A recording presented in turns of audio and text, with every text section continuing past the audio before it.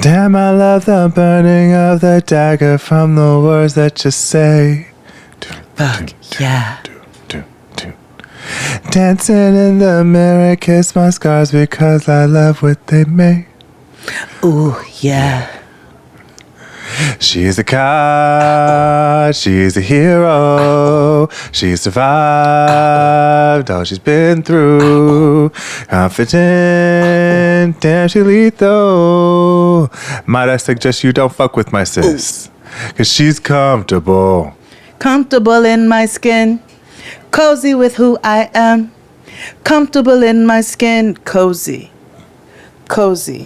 Comfortable in my skin. Feet up above your sins. I love myself, goddamn cozy. Cozy, I love me. They hate me because they want me. They want me. I'm dark brown, dark skin, light skin, beige, fluorescent beige. Bitch, I'm black.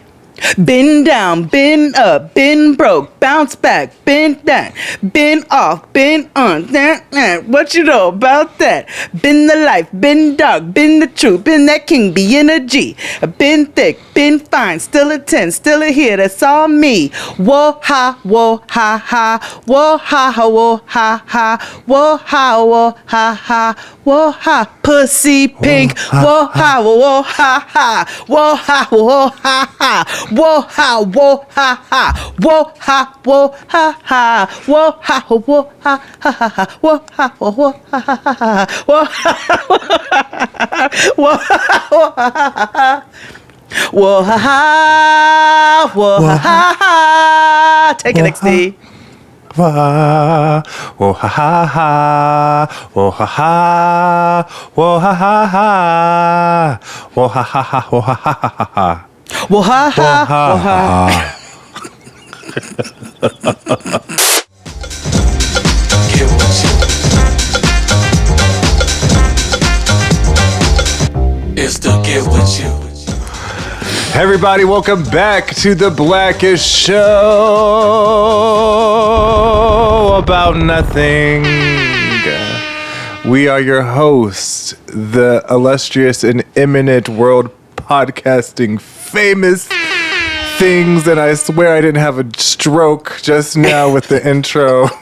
But hello everybody, we are back. I think we should do AKAs this week because it's been a while. Not yet, because I'm in the middle of rewriting mine. I thought I was going to be ready by this week, but I didn't because I got caught up watching Selling the OC. Okay. I'm not going to rewrite. Which I'm going to talk about on this show. Oh, okay. It has nothing. I'm not going to recap. It has a lot to do with covering workplace dynamics. What, go on. Because we talked on the Patreon about resort dynamics as well. And it's like, say no to resort dwellers. Like, don't talk to them. yeah. Yeah. Okay. And it's basically like, I hate that you can't, like, I hate that whole thing, like, let them never see you sweat type of motivation or, like, motto, because I think that's a little, girl, get over yourself. But yeah, I hate when people,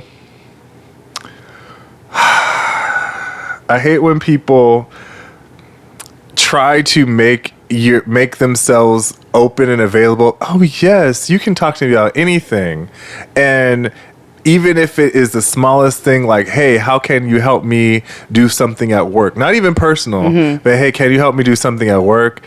And the other person will hold it over the head for the rest of your duration there, and also will flip it and say that you don't know how to do anything. That's what I don't like, and that's what they keep trying to do with this black question mark girl on the show, and I don't like it. Okay. There seems to be a theme on a lot of things, because Kia and Toya talked about Survivor, Big Brother the other day. Yeah. And I don't know nothing about all that. I was tuned in because Chris Rogers was editing it, and I was like, I agree with every motherfucking thing. I need to listen, but I. White people have lost their minds since we've been off. What you the mean? air for White a people month. lost their minds as soon as Obama went on. Well, let's be really clear. They never found them. 1776. They've never they never found them, honestly. But you know what I'm saying? That's why you be in Jamaica and there's something called Ocho Rios. You're like, oh, you know, as you start thinking about your things, you're like, huh, colonization. Let me think about this from this aspect. It's a good time. But so white people have never had minds, but the bit they had, they lost. They lost up in this motherfucker when Obama got put in office, and they said there is a slave in the White House, and we had. I thought I heard Negro. The spook who sat at the door. And they lost it. And they said, never a fucking again. They are determined to make sure that they... Hello, Grand Wizard. It's me, Margaret.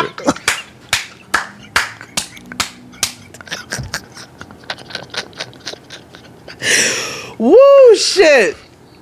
Yeah. One day we need to live watch Accidental Courtesy on our Patreon, our live watch with our Patreon users. The documentary I told you about, the black man, the son of the diplomat who went around collecting souvenirs from Grand Wizards and shit after he changed their minds from the KKK. That's so wild. Yo, it was so fucking wild. Like, this nigga would convert them away from the KKK and then be like, "No, give me that hood." And he kept everything in a binder. And it's like, he's like, "These are my souvenirs." We gotta watch that. We're gonna live watch Accidental Courtesy. That's Jaden XD does so politics. Oh my gosh. Okay.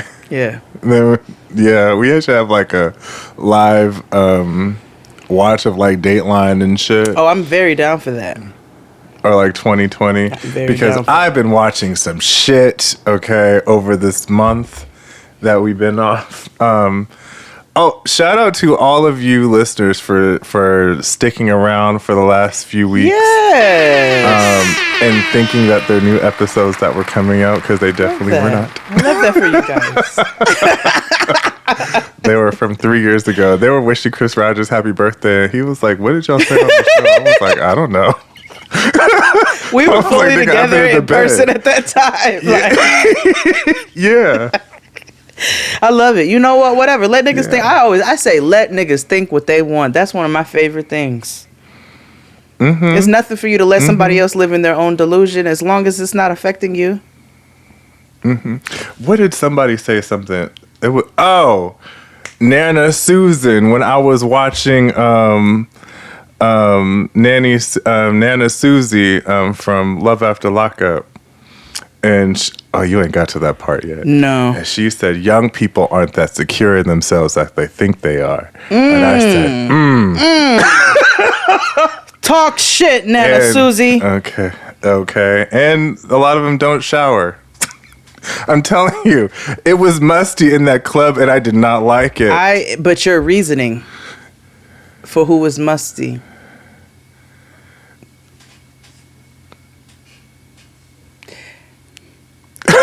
What you want? I said what I said. He said that all you little niggas who wear combat boots and shorts and don't shave your underarms and enjoy cocktails and stuff together are musty, is what XD said. No. That's what you said. Did I sum that up? I said combat boots. No. And shorts. Yeah, they could have just stopped there in a beret. And they got like one painted pinky now. And they all wear a beret, a leather beret. Yes, and like a vest. Yes. High socks. Yeah. Yes. Yeah. Hairy. Yeah. I also have like a. There was a drag queen at the Renaissance party, and she had like a basically she had like a nude illusion or whatever. Okay. But like I like that. Mama was hairy. Like she had like a thong exposed, like her cheeks were out and everything, but like it was like hairy. But you can tell like, you know, like when body hair is a part of like somebody's like shtick or like bearded queens or whatever. Mm-hmm.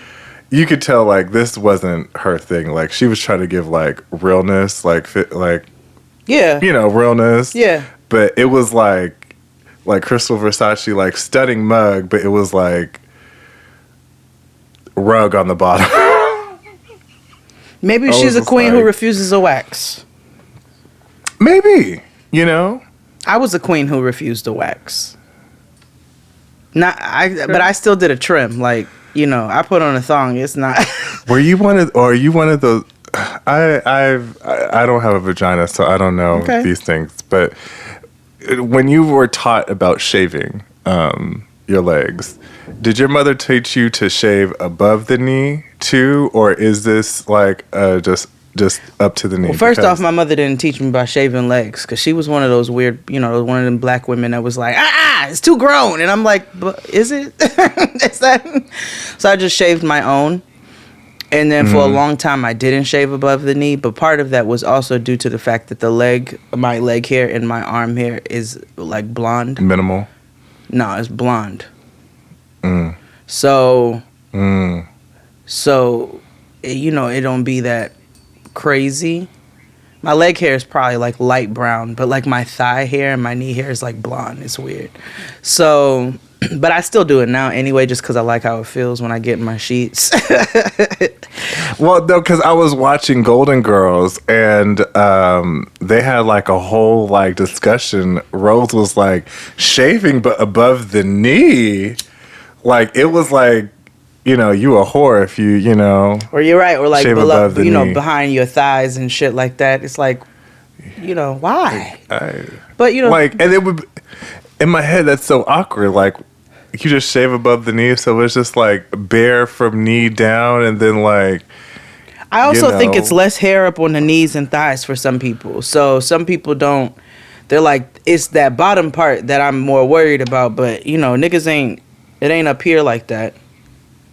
Maybe that's. That was mine. I guess. Well, there's one thing if you don't give that much. There's one thing, but it's also this air of like, oh, it's a lady no. You don't shave above the knee. I'm like, that's weird. I think that anybody, like some people don't shave, and people like from time to time in the wintertime, I'll let my pits rock for a while because I like. Y'all ain't gonna stress me to death. But I reached over on a FaceTime one time with my mother, and she had a visceral reaction. Tonight's Betsy's big school dance. Like every girl, Betsy knows her underarms especially must be smooth, and she knows how a blade razor can cut and scrape. But her mother gave her a Lady Chic electric shaver, the safe way to keep underarms smooth and clean. She was big mad. Woo! She was like, "Why are you under?" You know, black mothers in their respectability politics are. You know, they are. I mean, you know, it is what it is. Yeah. We're saving our "How was your weeks" and stuff because that's what this entire episode is. Unique, Nick. It's like, how was your month? So, before that, we're going to take care of some business. Let me see if I can remember this. Thank you, everybody, for listening. We love you for listening. Tell a friend, tell a friend, tell a friend that we are everywhere you can get your podcasts except for SoundCloud. So subscribe to us on Apple Podcasts, Google Podcasts, and everywhere else. Also, Where Mess Truly Lives is on Patreon. Subscribe for $9.99 a month. We were gone for a minute, but we're back with the jump off, telling all of our business in the pre-show this week. We also will be doing a live watch because we're celebrating Jade's birthday this weekend. For Patreon users only, we are watching season 2 of Indian Matchmaking season 2 tonight at 9 p.m. Eastern, 6 p.m. It will not be recorded, unfortunately, for replay. But, hopefully you can tune in. Scener has a mobile app now, so. But if you need the link, you got to sign up for Patreon because it's only on there for our Patreon subscribers. Make sure you subscribe to our YouTube channel. We will be doing a bunch of content there soon. And, if you can't support the Patreon, subscribe to our YouTube. It's free 99 and, it helps us a bunch. And last but not least, go shop Jade's pants. Hey! Jade is releasing her wonderful gender fluid pants. Yes. Set with more colors, more sizes, more inclusivity. Mm-hmm. So if you miss, hopefully there's more of a quantity because bitches was mad. Yeah, there's more quantity this time, more colors. You know what I'm saying? And by bitches is not discriminatory. Not by It's any just, means. Y'all know how we get out over here.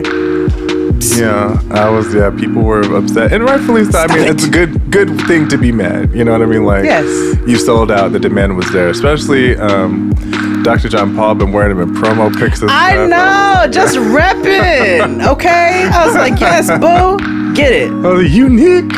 They wore them to the GLAAD Awards. I was like, my pants are famous, bitch. My dad asked me for the pants. Good. Mm-hmm. My dad asked me for some pairs, but that just means that I'm going to sell a couple less pair because I got to buy them the pants. Yeah, that's how it was with Delo. So you're not going to send me a bottle?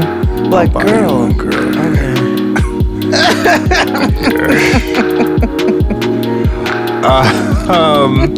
Also, I'm opening up my podcast consulting again.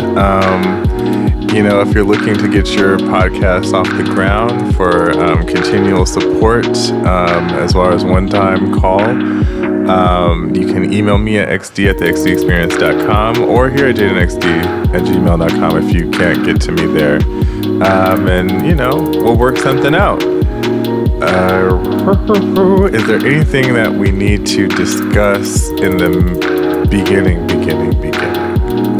Just a FYI, the pants are on sale on starting J18th, 9/11. So just a heads up for the girls that is when they're coming out in 2 days. So please do not message me after listening to this episode asking me where the fuck the pants are at. They're coming out on 9/11, aka J18th.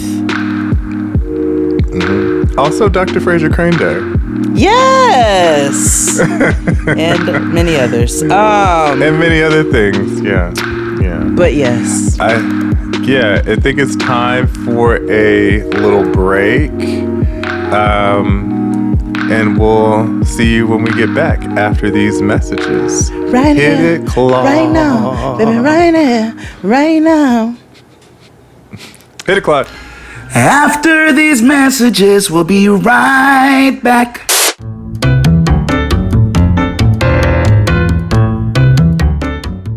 Leslie Jones has a new podcast. That's right. You probably know her from her time on Saturday Night Live or on HBO's Our Flag Means Death. And now, comedian Leslie Jones is teaming up with her friend Lenny Marcus for a brand new podcast called The Fuckery. Leslie is stepping behind the podcast microphone where she can keep it real and be her uncensored self. On The Fuckery, nothing is off the table and the mission is to keep it 100 at all times. Each week, Leslie and Lenny sit down with guests to talk about the fuckery going on in their lives and the world. Plus, they'll be taking calls from listeners and giving advice in true Leslie Jones fashion. And in the Fuckery of the Week segment, anyone can get it. They'll be calling out people, places, things, and fucked up situations. No holds barred. You won't want to miss it. Listen to and follow The Fuckery with Leslie Jones and Lenny Marcus, now wherever you get your podcasts.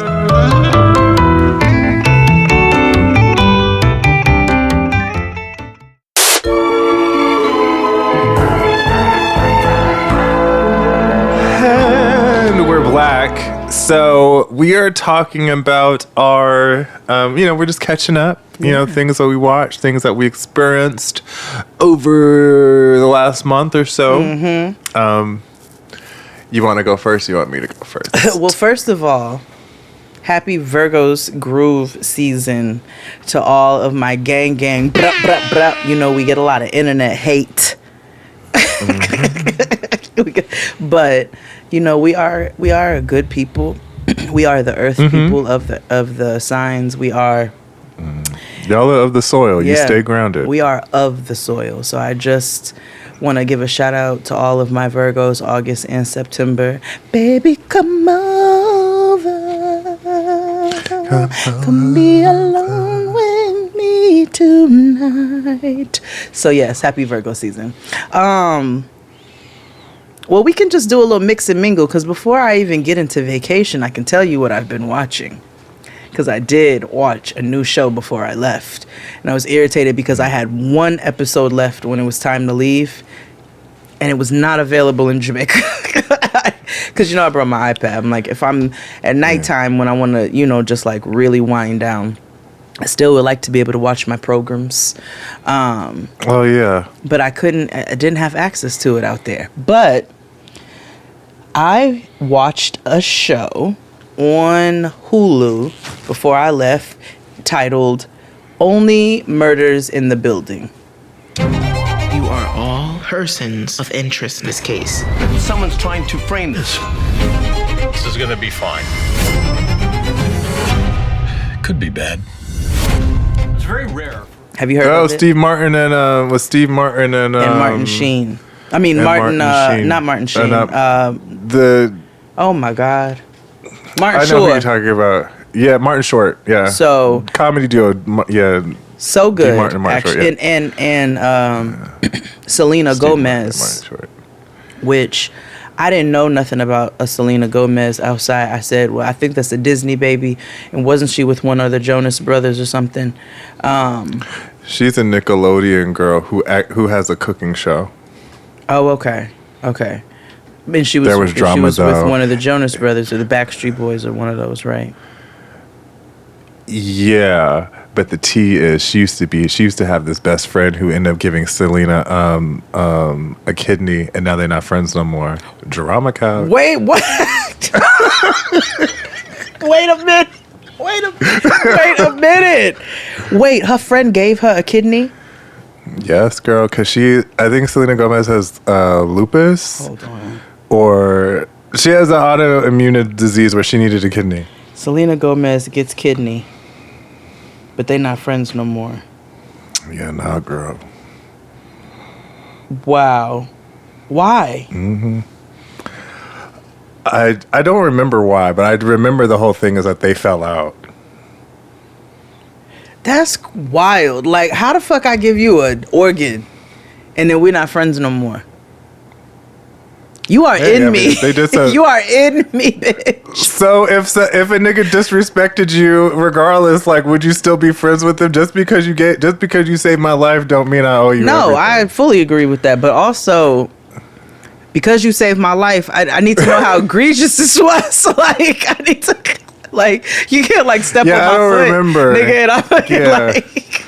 If you stole from me, maybe it's like, bitch. But you stole the organ from me. Okay, we're not doing that. We're not doing that. But I listen. Sometimes beef is beef, man. You're right, because I ain't gonna bring it up. Beef but is beef, dog. You remember when two women fell out, and they was friends, and it was some traumatic shit happening behind a short nigga who's balding, and they not friends no more.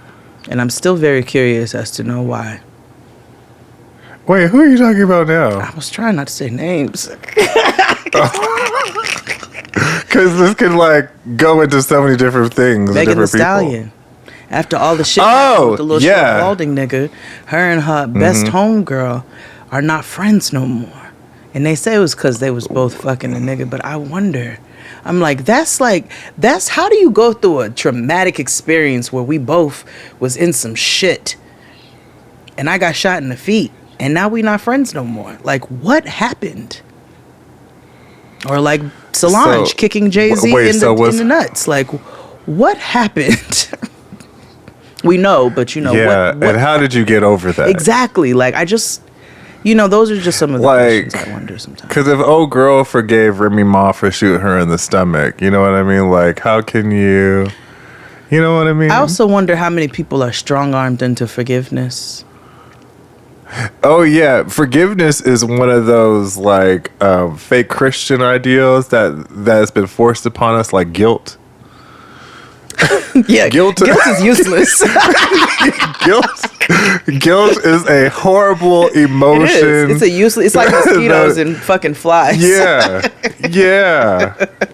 Like guilt is a white disease. Okay, that the white man has sold us. That's for y'all. Guilt is a white form of shame. You know how like white people gave us sickle cell? Because I'm very convinced. Me and Tristan had a whole conversation.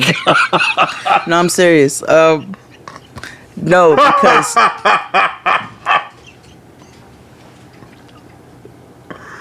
that's how I feel about Guillain-Barré. about who? Oh, this condition called Guillain-Barré. My cousin had it. A friend of the family had it. Yeah, it's a wild condition. Like my cousin, she was 4.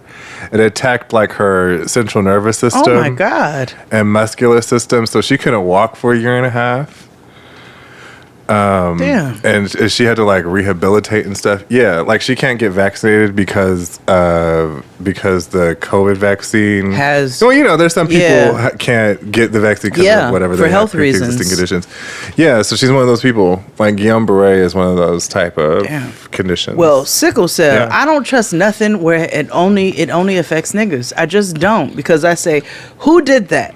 One of y'all did this. And what was the point behind me saying that? Oh, guilt. So just like white people gave us sickle cell and said, y'all hold that. That's how I feel about guilt. Y'all hold that. That's for you. yeah, guilt. Yeah, guilt is definitely a white affectation of shame. Because who was telling, was that you? Was that you telling me the story? Was that somebody telling us the story about, what were we talking about with sickle cell? Oh, we were driving past a banner, and it was your cousin Stefan. I told us that. Oh, there was yeah. a white man that got the funding. Yes. Sickle cell treatments In Atlanta, because this white man's child had the trait, and that's how they discovered that they had other shit going on. Black. So a white family discovered that the child had the sickle cell trait. And then they start doing their ancestry and shit and realized there had been some mixing and mingling in the mix. That was my next question, because then I'm like, okay, that furthers your proof that it is. Why is this black only? Why is this for colors only? Now, I'm not a medical expert, so please do not come and send me 900 messages about the 3 white people y'all know who got sickle cell. All I know is it's predominantly black, and I don't trust anything that's predominantly black or has been assigned or affects or anything. If it primarily affects the black community, then there is something dirty in the foundation. Oh, absolutely. Just like, how come there's no white people in type 2 diabetes commercials? Talk about it. Even though white people do have diabetes. They'll just try to They do, but they only advertise as type 1 or type A.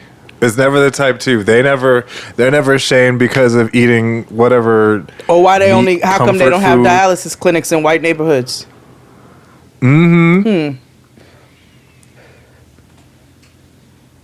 Because they done started putting the ones that they have all over the Bronx over here. The one with the blue, Yep. Yep. you know. Yep. Davita or something. I know. It looked like, the signage looked like it would be on a Latino cookie. It's true. Like on a galleta, like packaging. You know what I mean? Please shut up. They do. It has galleta packaging font. Oh my God. Anyway. Deadass. Well, we've started this show off strong. So speaking of Mexicans, so my grandmother's funeral was in this past month, and so beautiful service. Everybody that was supposed to be there was meant to be there and was there. Yes. The casket was beautiful. Side note, if you have a death in the family, get your casket wholesale and don't go through any of what the funeral home, Yeah. like if you can, because if my grandma was still alive, she'd be so proud of the savings they got. Like, Stuff I'm telling you, that like a matters. difference, 80% difference. Would she have liked the program? Yes. Oh my gosh. So Jade and Chris Rogers did the program for my grandmother, and when I tell you, in a video, they was crying They and were. they was moved. My mother wants flex. She wants to get more printed so that she can send. Now I told her, I said, what we can do is if you want, I can give you the files. You can upload it on Facebook and they can enjoy it that way. But she was like, well, no, I want to get more printed so I can mail them. I said, okay, But sure. but can y'all get away from the post office, please? Like, my mother sent me a package today, and mind you, like, because parents just can't help to send their kids stuff. Yeah. Now, mind you, she sent me hot sauce that we've been talking about for like 6 years. It's Nando. She sent me Nando's garlic sauce. Oh. So, and because she was so hyped that she found it. Okay.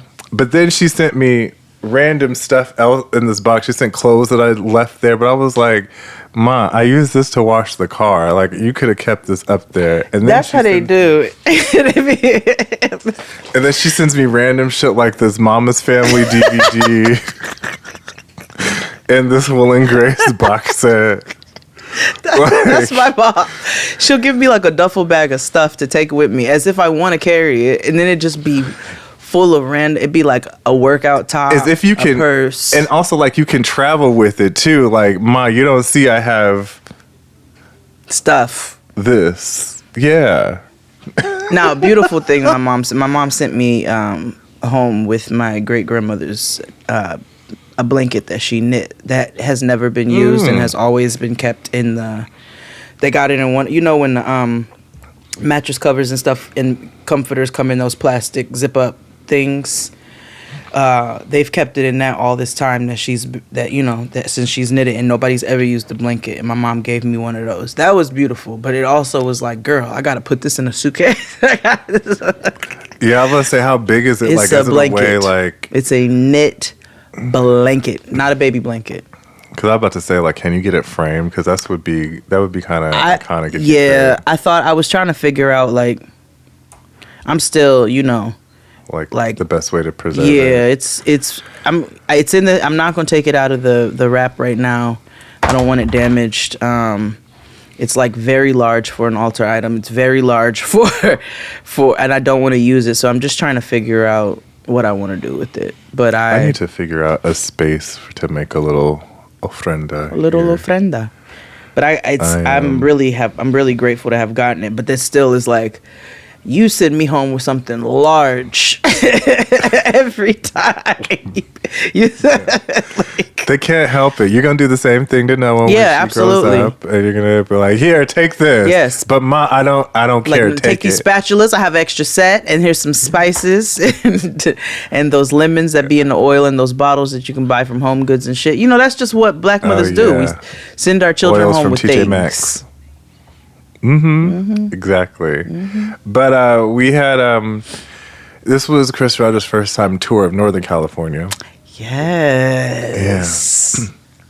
Because, I try to describe, like, where I'm from is very different from where my mother lives. Excuse me. I'm from San Jose, which is, diverse with no niggas. It's so interesting, and, it's nice, and it's got pockets that's bad, but what other major city doesn't? Yeah. And then there's Sacramento, where my mother lives now, and she lives in a gated community, but everything outside of that community is a Dollar General. So like, he was just like, this is like Indiana. I was like, yeah, like this is it's just sticks, dust, and whatever. That's Tristan when he went to Atlanta. We was driving through and he was like, "Nigga, this is the bush." Like, yeah, yeah. Atlanta is lush, honey. It is. Yeah. It's a very interesting Like, place to drive. You know, it's you got neighborhoods, but then it'd be like woods, and then a bunch of highways. And yeah, that's just like in Northern California. Like the further you go up, the more sparse it is. It'd just be like just land, and then a housing community, and then land, Walmart. You know what and then land. You know what I kept thinking about though? Every time we would drive through Atlanta and we would be in the forest, in a neighborhood, and you passing all these trees and all this like bush. All I could see was the souls of people running. Oh my God. I just found out the history of Lake Lanier and why niggas die. So, speaking of Atlanta, I was watching that new show I was telling you about, By My House with Nina Parker. Everybody should watch it. Watch My Homegirl on TV. Hey. So, there's this guy, this white man, who has bought a bunch of properties around Lake Lanier. And so, there's this whole thing about... Okay. And so, he mentions to them that it's haunted. Now... being on social media for the last few years, I've known that niggas who go to Lake Lanier, there's always somebody that dies up there, right? Yeah. It's very like whatever. I did not know that is a man-made lake where they flooded a cemetery, and that's where that shit is. So I was like, oh, I had no idea. So now I'm like, well, y'all deserve it. Then this is the folks taking back the night. We'll be dying in the lake. Well, niggas don't swim, so... Yes, we do.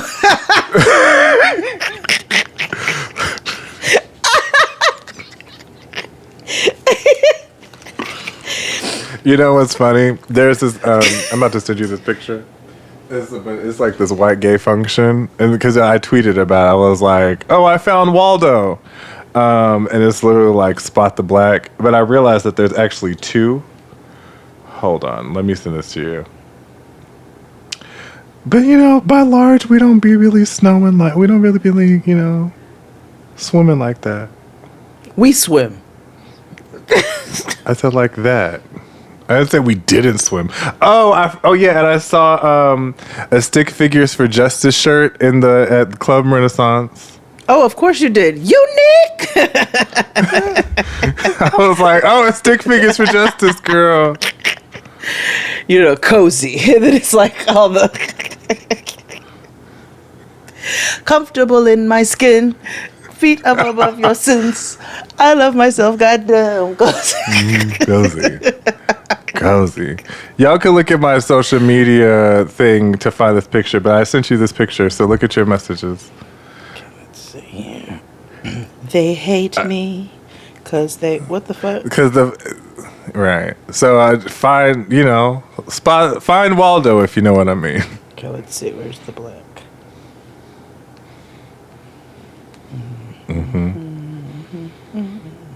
Oh, there he goes. The gag is there's two. Oh wait. Okay, hold on. Okay, nope, that's a 10. Yeah. Okay, there's him. See? It's taking you a while. Oh shit! He's in the water. So yes, niggas do swim, I guess, because they're both in the water. What an uncle had just, yeah. That looks like Sammy Davis Jr. He looked like Charlie Wilson. He does. Squid it up, did it. Okay, let's see. Where are we? So yes, niggas do swim. They just do it there. Oh, yeah. But yeah, he's building. Now I understand why it's haunted, and I'm like, oh, they fully deserve whatever so it's mostly happens white people who die in the lake. I'm going to assume, yeah. Okay. Okay. Well, I mean, listen, y'all did this. So y'all did this. You know, have the day you deserve, honestly. Well, Pisha Jenkins. But yeah, I watched Only Murders in the Building. It's actually a very good show. I'm still on the very last episode because I need to finish it. Tina Fey's in it, who I love. Martin Short,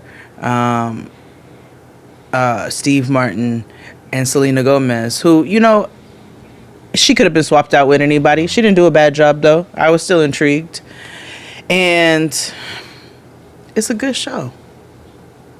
It's a good, if you're into like murder mystery and, you know, a little like kitschy humor. It's actually funny humor too, because Martin Short is funny as fuck to me. And I wasn't really into Steve Martin very much growing up, but I realized, I was like, oh, he be having his moments. Really? I wasn't a big like, what was Even Bringing Down the House. Bringing Down the House was funny, but that wasn't like Father of the Bride. I don't know if I ever saw that. 3 Men and a Baby. Like, I think that was him. No, wasn't that Ted Danson? SNL. Yes, Ted Danson. I just don't think that I tuned into his type of humor. Like, that wasn't that's not how we gravitated. So I guess I didn't really experience, you know, he's always been around as a staple, but I just never really, wasn't he in the National Lampoon shit? What was his shit? Wasn't there That's like Chevy Chase? Wasn't okay? I definitely wasn't into that. But didn't Steve Martin have like was there like a run of movies that was like a theme, or no? Am I making that up? Maybe. I primarily know him from like specific movies in SNL. Okay. Like classic bits from SNL. Which classic? Like I know SNL him and Martin. Is funny, but his movies and stuff. I know. Yeah, and him and Martin Short have been like comedy partners for a very long time. Okay. And I enjoy Martin. Now I enjoy Martin Short because Martin Short has always given me a little bit of Gene Wilder. Yeah. And I love Gene Wilder. Like I love Gene Wilder's humor, and I think Martin Short is kind of similar to that at times. I've said it before, I'll say it again. Our first guest is the funniest man on the planet. Do me a favor, welcome back to the program, my friend and yours, Martin Short!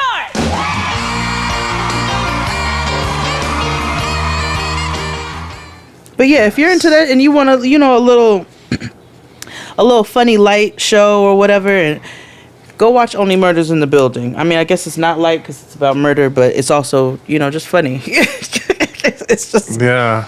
And it's also very like New York nostalgic.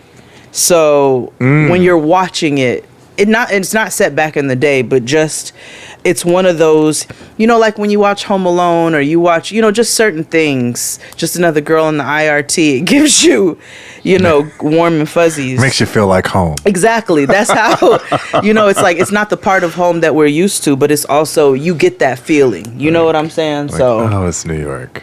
Yeah. I enjoy it. It's about a co-op building that's been around for a long time, and there's shit that starts going down inside of it, and it's like they capture the obnoxious personalities of co-op board members and, you know, that kind of stuff. It's not nigga experiences, but it's experiences that we're familiar with and understand. So go watch Only Murders in the Building. What you've been watching now? You said Real Estate OC. What is this? Let's take a break first. Oh, yeah. And we'll be back. Hit it, Claude. After these messages, we'll be right back. Take a quick moment and think about your home. What's it like? What are its star features? What are its major flaws? If I were to ask you to come up with the value of your home right in this moment, do you think you could do it? Let's hold that thought.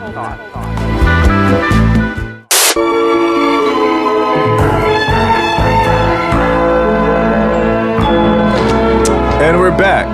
We're just catching up. I've been watching a bunch of TV. I've been running, you know, it's competition reality season, right? So like Making the Cut By when you're listening to this, the new winner has been announced for making the cut. Okay. That's the the Amazon closing shit. Yeah, that's Amazon. Okay. It's Project Runway for Amazon. Okay. Yes. It's like Heidi Klum and Tim Gunn is, they're the hosts and things, and then Nicole Richie is one of the judges, along with Jeremy Scott.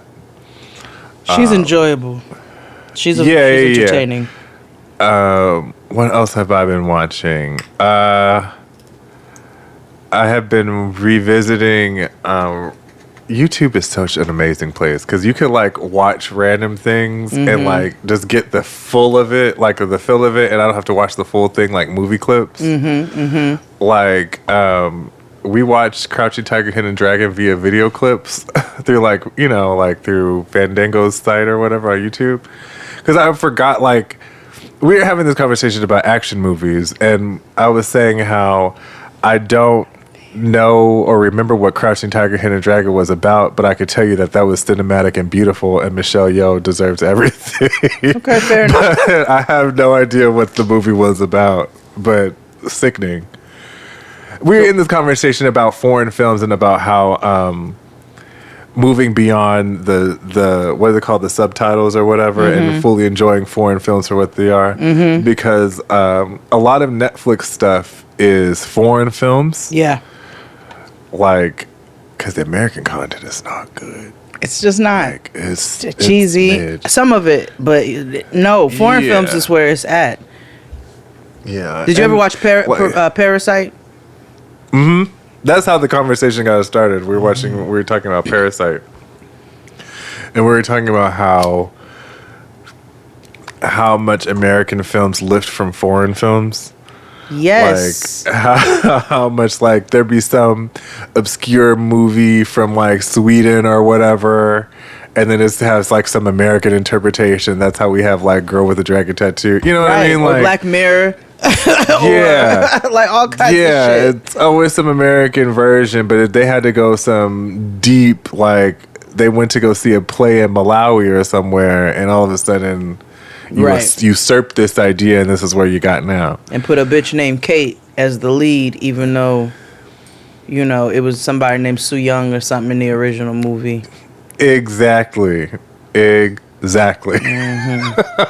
gonna do our version. It's gonna be set in Wisconsin. It's like, bitch, nobody asked for that at all. Like, not a single person. Like it's about a war-torn film, and it's like indentured servitude and like some foreign country. White people love to make themselves indentured servants in movies. Yeah, like because somebody asked us. I'm glad you mentioned that because somebody asked if we were covering Handmaid's Tale again, and I'm like, I don't know this time around, because I feel like for that reason, because we've been talking about it I'm so sick of white people and they're up there. Because if you think about it, think about how they tried to ingrain that shit in our mind from early. Cinderella. They want us to feel bad for this white girl. Yeah, like she wants, she doesn't have opportunities. She is being oppressed. And she, she had a magical white that, gave her, temporary equity. In the new version, she had a magical black. Yeah. Although, that's also a symbol of how these big companies are moving away from their diversity initiatives because they think we don't care anymore. Which is essentially, listen, so not all companies, some are very, adherent to and stuff like that, and it's great and continue to do so. Not HBO. But don't think, well, my thing is this, people seeing people peep, Oh yeah, very much so. We see what y'all are doing. You do it for a little while, and that's why we know it's fake. Nobody gets hype about that shit when y'all all put up them stupid ass black squares, and we were supposed to get excited about it. That's why Big Brother is so off the fucking rails now. Because I got to watch this. Okay, yeah, because see, what Big are they Brother, doing? Burning crosses outside this girl's door? Like, what's happening? Yes. Damn, double homicide. Proverbial burning red cross. Yes, proverbially, yes. Because here's the thing. There was a season. If you go to subscribe to Getting Girls Patreon to get Kia and Toya's recap. But essentially, a season before, there's this whole faction called the Cookout, and it's the first time ever that all Black Alliance made it to the end, and a black winner happened. You know, it's like Obama in the White House. Yeah, it's like it moved in like how. Remember, I showed you with Yule and stuff from Survivor how it was like that team of four, and they took everybody out. Same thing with the Cookout. It was all these blacks, and it took all the whites out. Okay. Big Brother's notorious for being racist. So Paramount has this initiative where 50% of your cast has to be of some diverse. They got to check off 2 boxes at least. You know what I mean? Affirmative action. Got it. Mm-hmm. Yeah. So they ever since, which is kind of how the Cookout kind of happened, but then ever since then, I feel like white people have like lost their scruples and decided to be even more extreme. And they have tortured this young lady. And what they doing to this girl? We got to run up. Yeah, like certain alliances, they'll backstab her, like Taylor. Some of the niggas betrayed, but that's usually how it goes. And people were telling me their woes of what was going on and how they were being treated by her. I was letting that settle in, and I get very protective over those who feel like they're being, I guess you can say, bullied. And my mother told me. I told you when my mother told me. Should I say this here? She said, "White girls will never be your real friends, so watch yourself." My grandmother, I told you, my grandmother said that white people are cool until they get white on you, and I didn't know that until I got older, and I said, "A wise one, you are." Yeah, so I understand completely.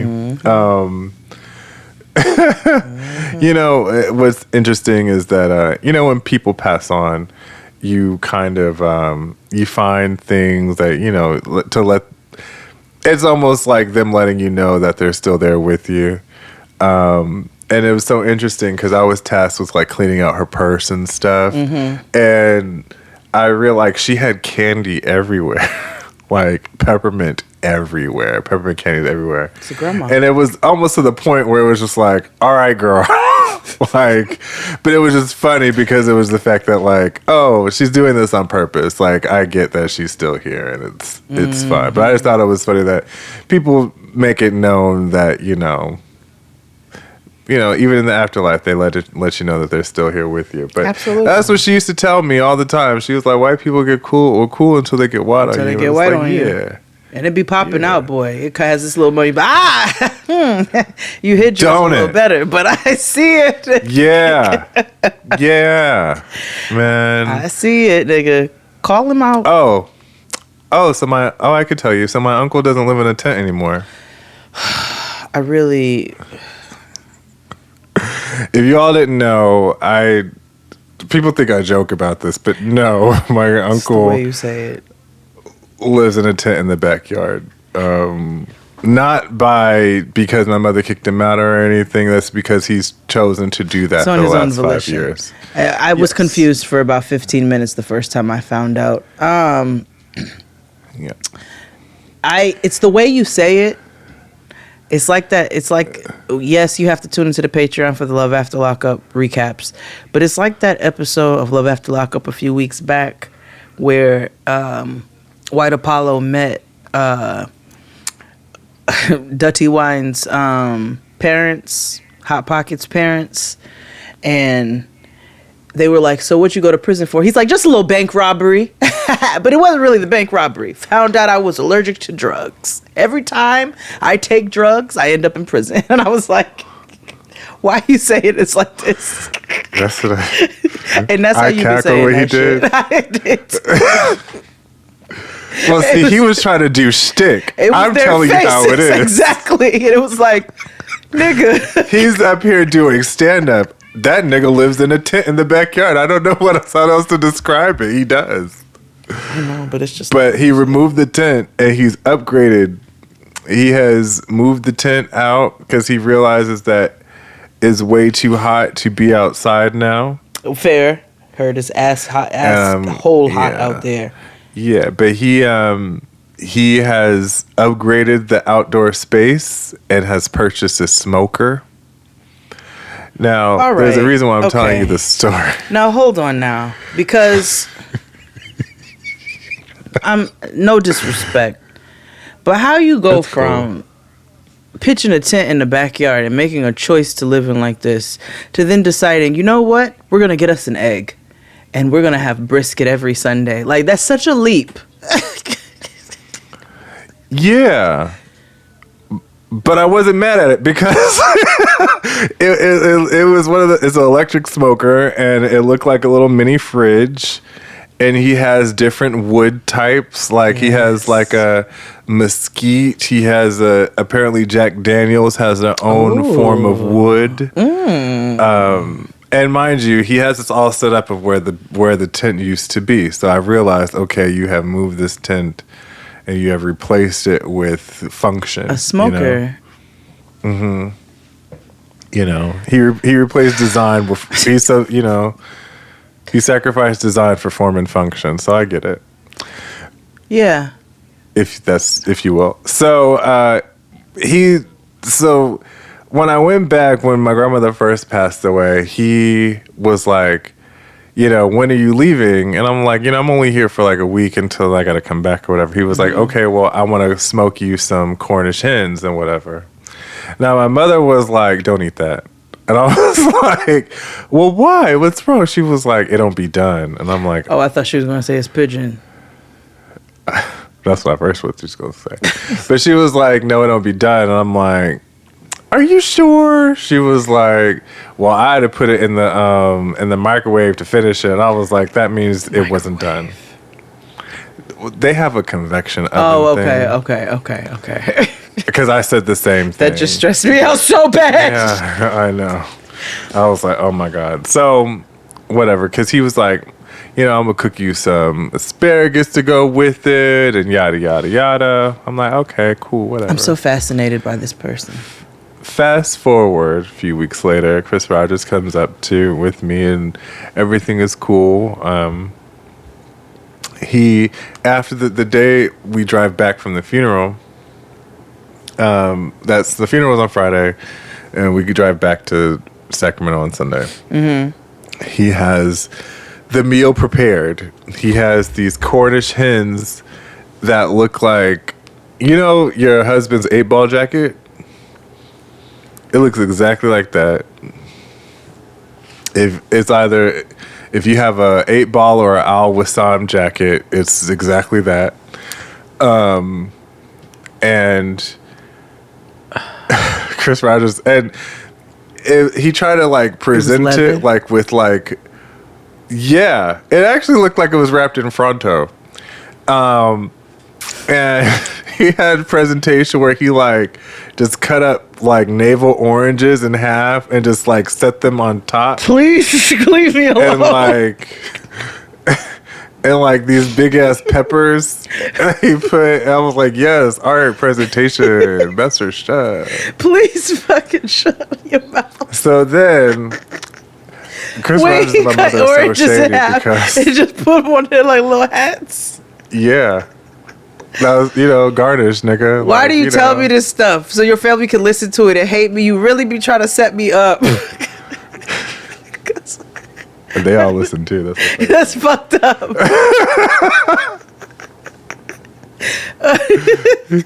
You laughing at my uncle? Yeah, I am. I'm laughing at anybody who cuts a fucking orange in half and uses each half as a garnish. I'm laughing at the fact that you told me your uncle decided no longer to live in a tent in the backyard and decided to smoke wings instead. Yes, I am. Because why?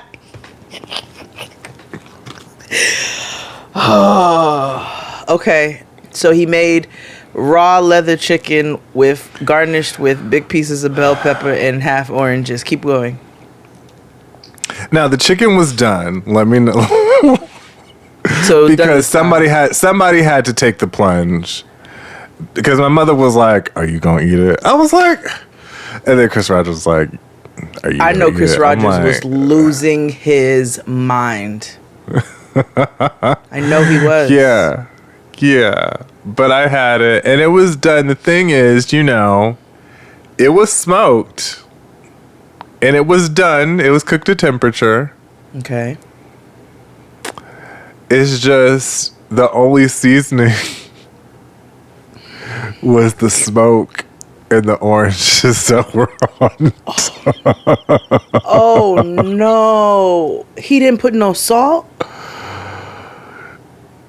I wasn't there when he did it. Like, if he did, I wasn't there. Because, remember, they had to smoke for a couple of hours, and we was on the road.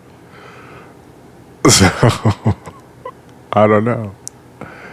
So he didn't season the chicken. He put oranges. Yeah, I'm sure he did. All I could taste is the garnish, which was the big half navel orange and the... jalapeno. What? The jalapeno. So it was jalapeno orange chicken with no salt. Well, I mean, remember the jalapeno was just a top. It was just a big ass pepper, so it was just the essence of. Hey everyone, we are live from my backyard where I am smoking a brisket and some ribs. I'm making meats now. Smoking these meats here. Our little meat smoking. And he made asparagus. It was no, he didn't get a chance to make the asparagus. He didn't get a chance to even make. He was gonna make some stewed potatoes, but he burnt those. Okay. On the smoker. So no, on the stove. So I ended up making mixed vegetables. That was so we the had only mixed side? vegetables. Mm-hmm. Wow. We went to McDonald's afterward. I was like, there's no way this was the meal of the day. Like, no. And the shady part was we actually went to the shady part. Before. What the fuck? Not just now. No, because my mother, we had went to Nations, which is a burger spot, which is really good, and because it's on the way back to Sacramento, and Tracy, which is like a Newport box of California, and he was like, can you bring back a lemon meringue pie? I was in full support of that because the doll loves a lemon meringue, which is so weird because and a key lime, but I don't like meringue anywhere else. Because I think the concept of meringue is weird. No, that's fair. But whatever. Yeah, so then she was like, order burgers or whatever. She was like, make sure y'all eating in the car so you don't, so you won't be rude and like not eat his food. I was like, Mom, that's so shady. Just tell her that you don't want to eat it. That's hard. But how you say you're going to cook dinner and it just be Cornishes with half oranges? It's no sides. It's no. That's very Gen Z. You just cook one thing and that's it. You fend for yourself. And that's meal. Mm-hmm. I'm okay. So how did he feel watching y'all eat did he sit there and watch y'all eat the chicken? No. He went into his like little alcove where he lives in the house. And they all snuck and tried to put their Cornish hens in like the refrigerator. I'm gonna eat it later. I put some barbecue sauce on it, and I went to town. And you ate it. I did. Okay. I was a trooper. I had a lot of barbecue sauce, a lot of Sweet Baby Ray's. I like to spread the food around if somebody can't cook, and then I just wad up my napkins after I wipe my hands and I put it. I'll be like, oh my God, that was so good. Because my concern was I could fix it if it's cooked all the way through. I could add a sauce or something. You know what I mean? Like, whatever. But if it was undercooked, I'm not eating this at all. But I'm like, this has potential. He came through with the garnishment, so he's tried to add an essence and a flavoring, and and he did a nice thing. Uh-huh. Anyway, tell me about your vacation. Enough about me. Vacation. It started off in Atlanta. Because I had to take Noah down to my parents and then fly out of Atlanta to Jamaica. So all three of us flew down on my mom's birthday. Actually, she turned 60. Hey, happy birthday! So flew down, on the 24th, and then went to Jamaica on Friday. That Friday we flew in that Wednesday, flew out that Friday, and so that was a good time. You know what I'm saying? So first and foremost, before we even left Atlanta, my cousin insisted that we have to attend an open mic night. Now, that same weekend that we were going to be in Jamaica, one of my very best friends, Shariel, got married for the second time. Yes, happy birthday. Congratulations to my love. Congratulations. The wedding that I went to in April, they had the official celebration with all the guests and things this past weekend, which I was unable to attend, which is why I went in April. So I really wish I could have went. I know. And one of our good friends was in town, so we said we were going to meet up. And my cousin insisted on going to this open mic night. So we go to this open mic night in Atlanta, in which you would appreciate one of the rules. No spoken word allowed. Yep. But in true nigga fashion, there's a nigga who got up there and said, "Fuck your rules, I'm going to do spoken word." And the first line out of the poem was, "Ladies, you are not a bitch." And it went into a whole thing about black women calling themselves and each other bitches, and a nigga trying to police how he talks. And it was aggressive and it was abrasive. And every time he yelled "bitch" in the microphone, it threw everybody off. I choked a little on my Stella. I was there with my cousin, two of my closest friends, my dad, Tristan's cousin, and some of my cousin's friends. Now it was a diverse blend of us. And oh my gosh. Yes, so we went to the spoken word. So there was that. There was, let me pull up one of the performances. If you know this young man, I'm sorry ahead of time. So one of the best performances, they got shady because one of the best performances was a nigga from Canada. And the host was this black lady who was cracking me up. And so when he comes up and she's like, "Where are you from?" He's like, "Canada." She's like, "Oh, y'all, he's from Canada."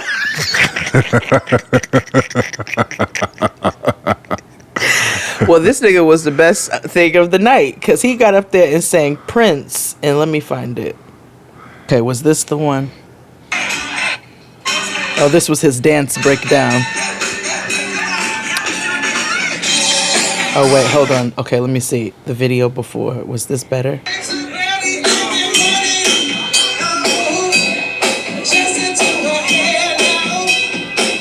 Wait, what was he singing? Wait, was that the one? Yeah. He sang Prince. Okay, so he was good. And we weren't expecting him. This is not who I was telling y'all. If this is your friend, don't say nothing. This one sang Michael Jackson's PYT. But he put it in his own... he put it in his own rendition. It was a Drag Race original performance. I'll just play some of it for you. Okay. Let's see. Oh, here he goes.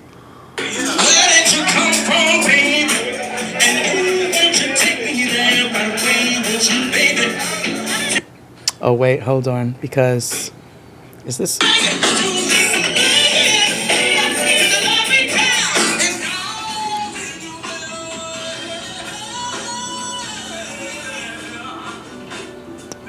You can see the full video on Patreon.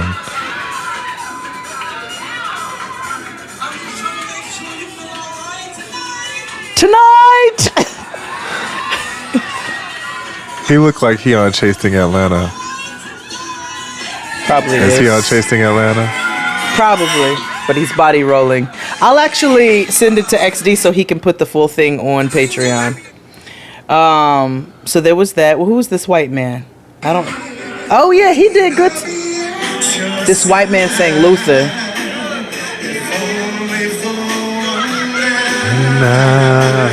Sing. He was actually one of the best people.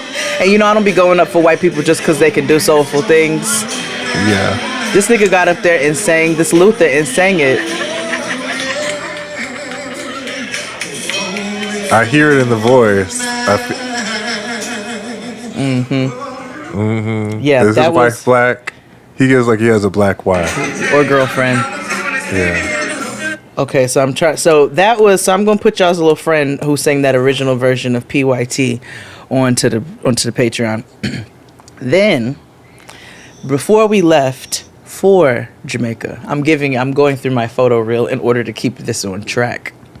I was in my cousin's bathroom, taking a shower and getting ready and stuff for our flight because it was very early in the morning.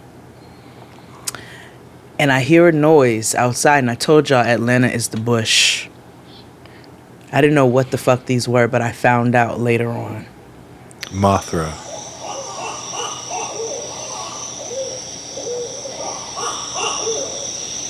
The fuck is that? Oh, just gonna let it keep going. Those were owls. Ah! Like, those were owls. And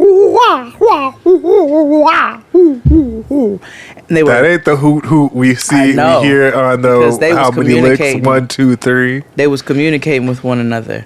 6 and only on CBS 46, Birds of Prey living up to their name. Multiple reports of owls attacking people in Atlanta. The predators silently swooping in on unsuspecting citizens. CBS 46's Jamie Kennedy is live near the north. They were probably all talking shit about Sheree's new line of clothes.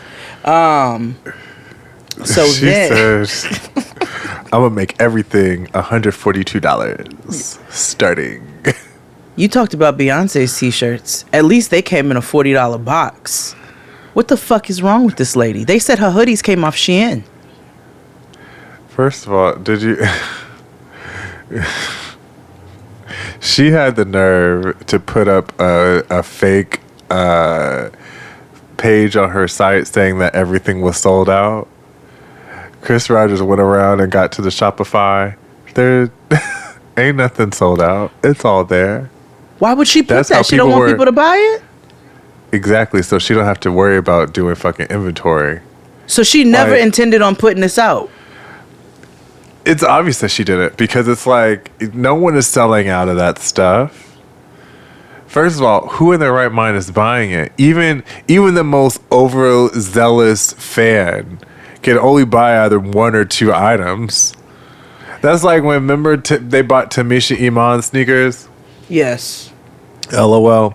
Right. But like, there's only so much novelty that'll go far, you know what I mean? And that's never going to constitute a sellout. And even Tamisha Iman's niggas didn't cost them $142. Like, girl, you charging me $142 for a wrinkled t-shirt. T-shirt. Nah, bro. Like, nah. Girl. Nah. This is why I see why Chateau Sheree took forever to be built. She be because scamming. You're dishonest with yourself.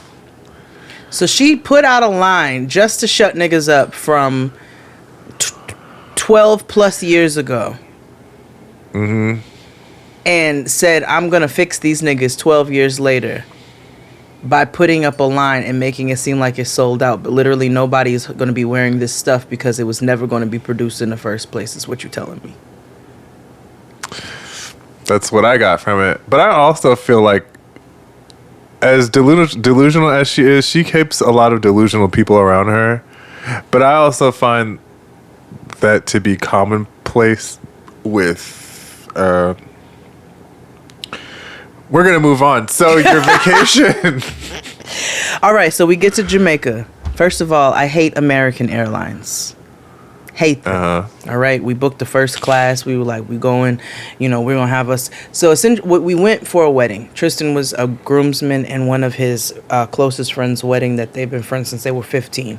All the guys had gone to high school together, played ball together, and it was very much like, new town to Jamaica. You know what I'm saying? So, it was, which was nice to see a bunch of black men who grew up together and they're all there together in their friend's wedding. I thought that was beautiful.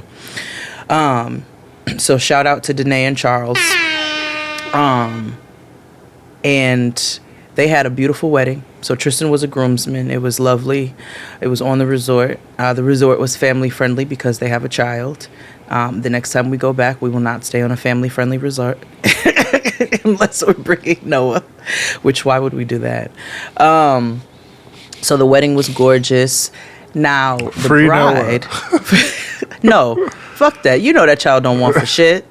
We're gonna take her. We're just gonna be very specific about what we do. Yeah.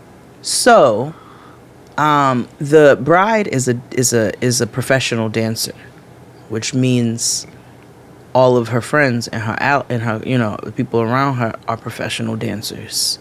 So you can imagine the entertainment all weekend, from the walk down the aisle to the beach gatherings to the reception. I have a question though. Yeah. Because if you could put two and two together, audience, if you figure out the bride, so like, does she have time off just for this? Because it's like, is she going back to work soon? She went back to work literally. Because they flew out like 2 days before we did, and she texted me and was like, we were just going back and forth randomly. And I was like, I hope you're resting after you facilitated everything for your own shit this weekend. And she said, oh, no, girl, I'm on a plane to Dublin right now as I'm messaging you. And I said, okay. All right. So is that where she's rehearsing stuff? Well, that's interesting. I didn't ask. I don't know. Maybe there was a performance but because mama's bad. Mama is bad at what she does. No, I know her work very well. That's why we all know her employer, so that's why I'm like, two inside tea. Yeah, two of them, and they're dope. Two of them, yes. Yeah. So she went back to work immediately. Shout out to black women. Shout out to black women. Facilitated all her own wedding stuff because it was destination. She didn't have a planner or anything. I think she had a planner, but you know how it is when you know. So she did all her own wedding stuff. It was very intimate as well. Like it was friends and family and destination wedding.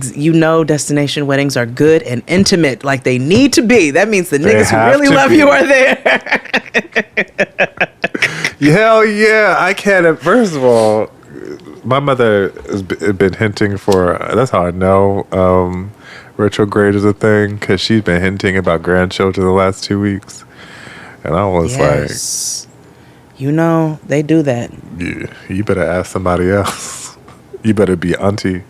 You're like, and it don't have nothing to do with anything biological or none of that. Your girl is not set up for kids. We were, mind you, Jade, we was talking about recipes on TikTok. And she goes, well, I always wanted a grandbaby. What? I'm sorry?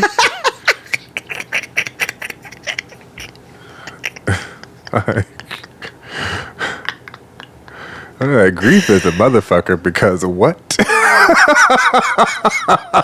Cloud bread. I always wanted me a little seed. You know what I'm saying? Yeah. Bring around. Girl, we let me tell you, is gonna get you grandkids are, because my parents thanked me no less than 27 They look like they had a times. wang dang doodle with all the grandkids there in the Oh, pictures. baby. My mother is also exhausted, but they had a time. My mom said, because my niece is 6. So I was, I was concerned about my own child. Because, you deal with all the ins and outs at home. So I'm like, you better not go down there acting up. And don't be cussing in your grandmother's house. Like, and don't be telling our business. Like, but mama, they thanked us about 27. Thank you for bringing our grandchild to us. Thank you for bringing our grandchild to us now. They had Noah for a week, and then my sister came down with my nieces, and my nieces are 6 and almost 1. And so my 6-year-old niece is 6, and then, which is extremely high energy, which made my child look like a saint.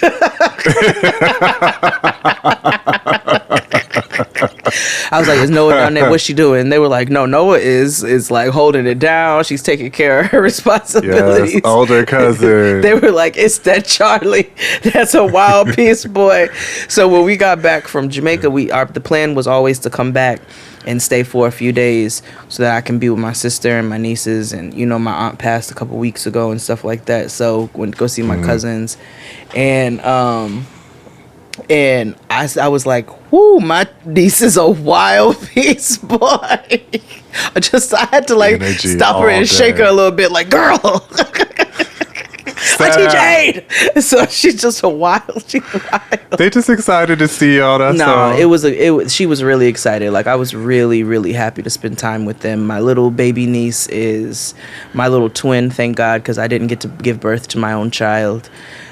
Physically, I gave birth to her, but she don't look shit like me. So it was just really, really nice to have my twin niece and my other, and it was a good time. I have fun with the kids, but we did family pictures.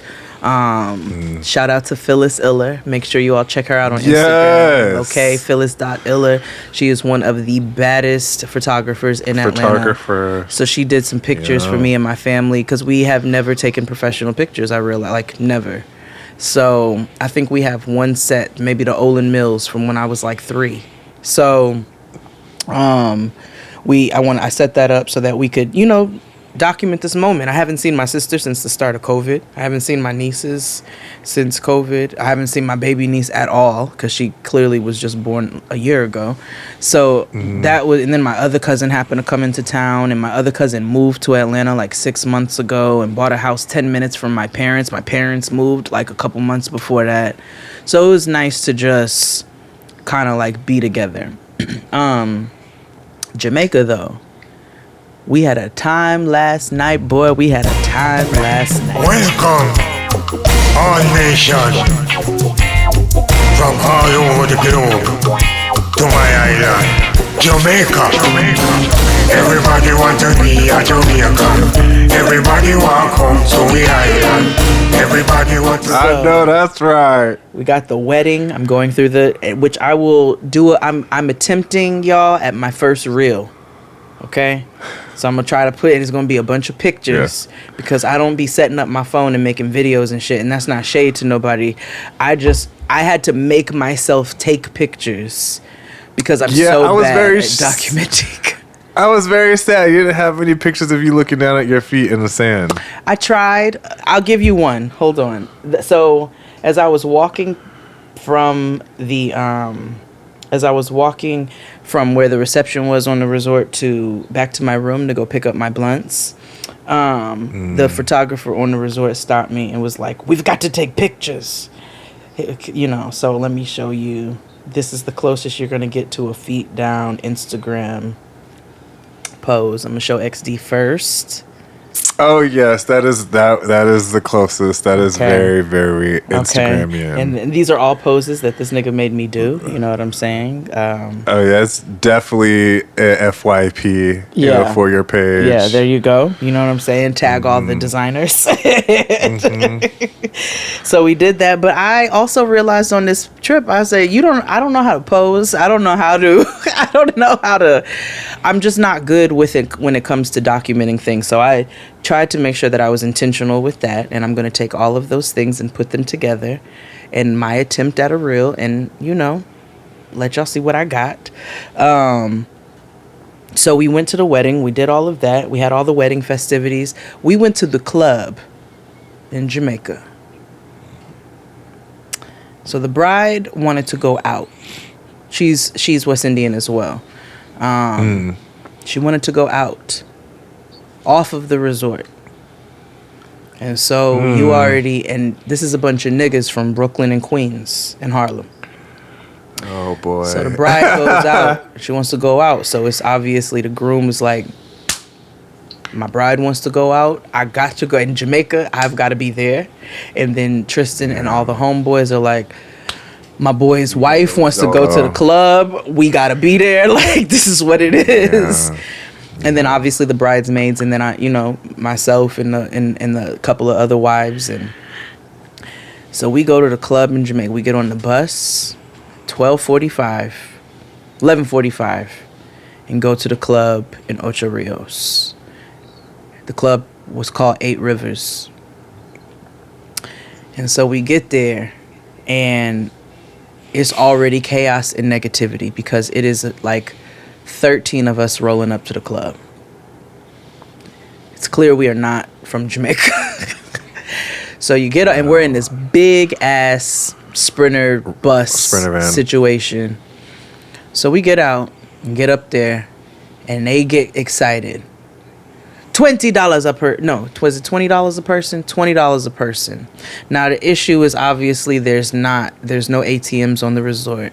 I realize that niggas don't come out of town with cash. I usually don't if I'm going out of town in the States. I know if I'm leaving the States, I need to get my money ahead of time because I'm not playing those ball-headed games. So niggas didn't have cash. So it was very much like, okay, so we don't have cash, but we can pay. We gonna buy bottles and this and that and the third. And they're like, no. And so everybody was like, all right, bet. Then we're leaving. Then they saw 13 niggas leaving, and they were like, okay, we're gonna work it out. Y'all come. So then they knocked these 3 girls out of their section so that we can have their section. I was mortified. I was like, I don't want to fight in Jamaica because these niggas were essentially like, it's your section now. And I'm like, no, these bitches have hookah and bottles. Yeah. Like, we can't do that like that. Oh, damn. So we shared the section. Their section. Right. Okay. And we are Americans up in Jamaica. We imperialized this shit. And again, it's a bunch of Queens, Brooklyn, and Harlem niggas. So it is a bunch of niggas in Jamaica, which then you put a home nigga with a visiting nigga, and you put that nigga energy into a place, and it's very much like Texas Bama. Yeah. I'm watching you, nigga, and I'm watching y'all watching us, and it's a lot of energy. Yeah. And then at the same time, it's a lot of attention happening because the majority of the bridal party are professional dancers. So you got a group of 6 Jamaican niggas clocking what the fuck we doing. The bride and them over here having a good time. I'm stressed. I'm like, I was ready to go back to my room on the resort, nigga. I don't hookah. I don't Hennessy. So I was like, then as we're leaving the club, we gotta get escorted. So. Oh my God. The bus driver was like, I'm gonna send a nigga. I'm gonna be here, and then I'm gonna send a nigga to the bus. I'm gonna send a nigga to the club to walk y'all back to the bus, because if I don't send a nigga to the club to walk y'all back to the bus, it's gonna be a problem. So we had to, and then it's tip. You gotta tip everybody. So we had to tip the nigga for walking us from the club to the bus, which, fine. If that includes my safety, then so be it, because the bus definitely got followed. Oh yeah, the bus got followed, honey. Yes.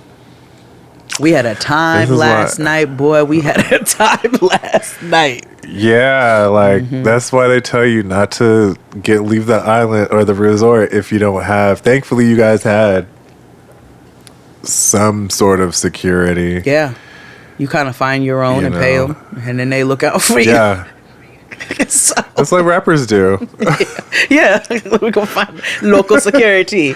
So Y'all were rappers. we were rappers and bought jerk chicken off the street after that, and it was very much like Flatbush. Oh, I know it was delicious. Good as fuck, nigga. Good as. Let me tell you something though. It's not just the chicken. It's the bread, nigga. They give you this, like Black American, we eat fried catfish with a piece of white bread. Mm-hmm. They're usually, if you're buying street jerk chicken, or even at the spot, you getting jerk chicken and this white bread, nigga. This Jamaican bread is so fucking good. It's just cloudy, and it's got like just a hint of sweetness, but not as much as like potato rolls or Hawaiian bread, because I know you don't like that. It's just a delicious, fluffy white bread that they give to you with this jerk chicken. So we was on the bus, busting that shit down. Got back, had to say a prayer of being grateful. You know I prayed over everybody before we went into the club. I said, everybody stop. Thank you for keeping us safe. That is it. Like, I'm putting it out there that we are safe. Because it could have went a different way Baby, so it could have easily. gone 8 different ways. 8 rivers. Like, it could have gone multiple ways because we was in the club in Jamaica. Had this been Kingston, I wouldn't have even tested the waters. I watched Shatas. I know. Let's take one final break and we'll be back after this. Hit a clock. After these messages, we'll be right back. The British flag, which has flown over Jamaica for the past 3 centuries, is about to be replaced by the Jamaica national flag, heralding the birth of the new nation. The lights go out. The Union Jack is lowered, and the new flag of Jamaica raised. She said she don't want no soul.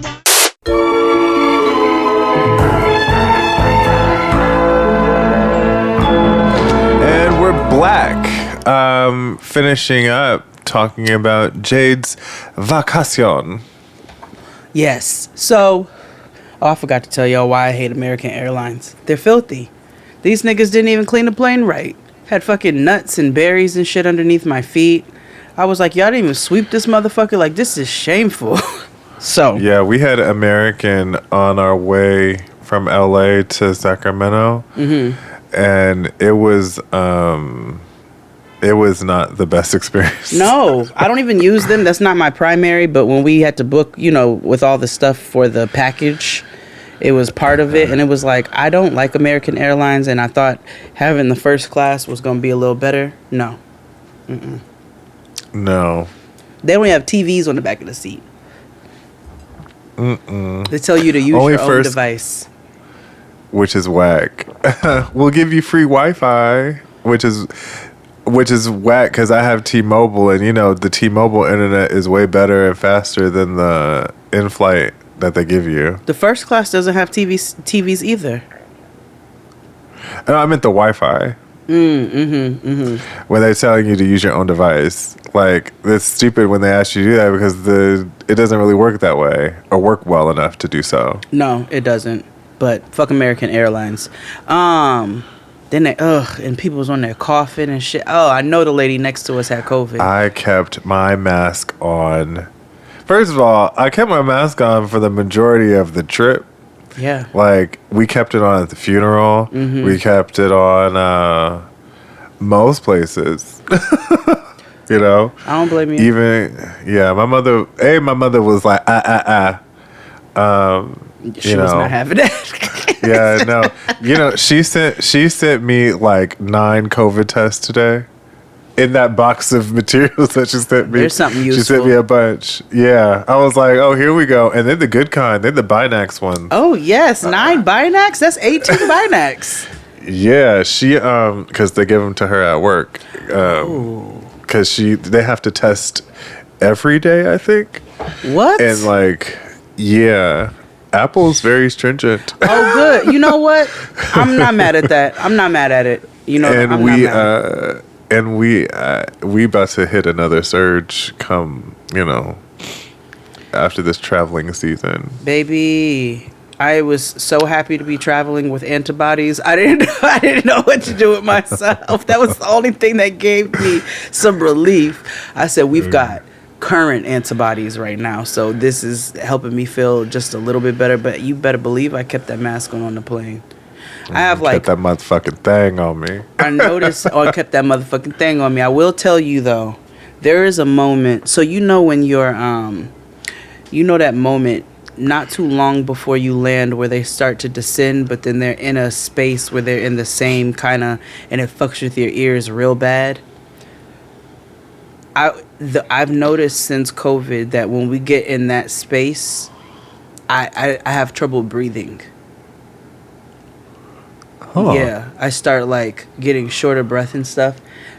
Just right where in a particular, like, I don't know the atmosphere, I don't know what it is. So I have to take my mask down for like 3 minutes for a portion of every single flight, or I start feeling crazy. Since you had COVID. No, not since I had COVID, since COVID started. Like the times that I've traveled, and you know, we're wearing masks now. So the times that I've traveled, I've noticed since COVID has started and wearing a mask. And I don't know if it's because you're breathing in a lot of your own carbon monoxide or I don't know. Dioxide, right? Carbon monoxide is the shit that kills you. Carbon dioxide, thank you. If it's because you're breathing in your own car, I don't know if it's that, you know, and it's just recycled and you're already in like recycled air. I'm not sure what it is.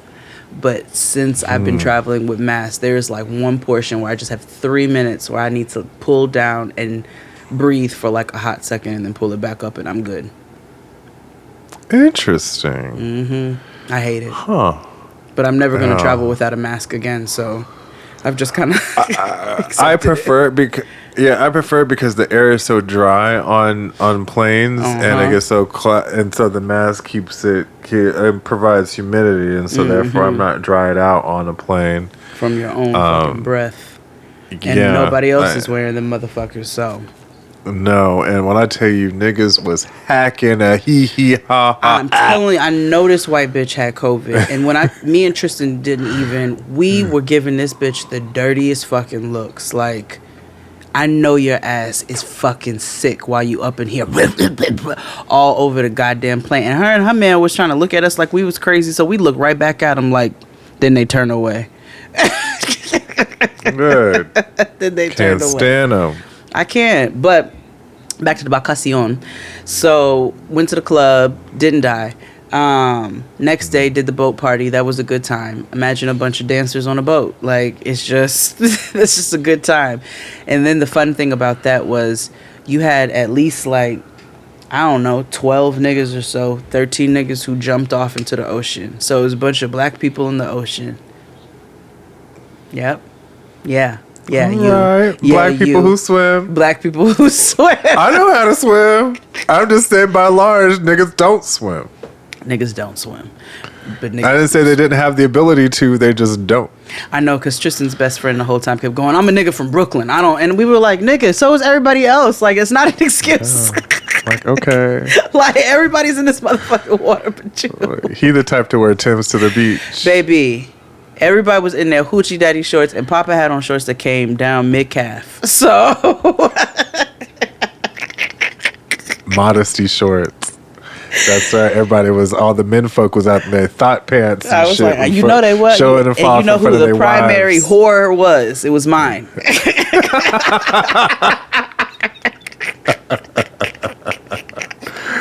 Y'all both had thought fits on. Y'all was like, oh, yes. Okay, that was I said, I'm coming out in my boat suit. Okay, let me come out my little. And then Antoinette gonna text me talking about lose the rap, sis. Get out of my phone. Get out. She's like, let's set the ass out. There's just something different when you are with your man's homeboys. You just don't want to be setting your ass out like that. Because you don't want to put him in a position where he's gonna have to fight. You see, and this is the problem in which society. This is just society's problems. You should be. America has a problem. Out. America. Do.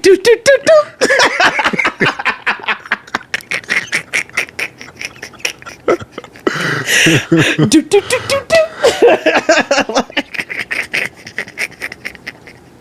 Yeah, dude, get me on Patreon for those dances. But yeah, we was niggas on the boat, jumped off. That was a good time.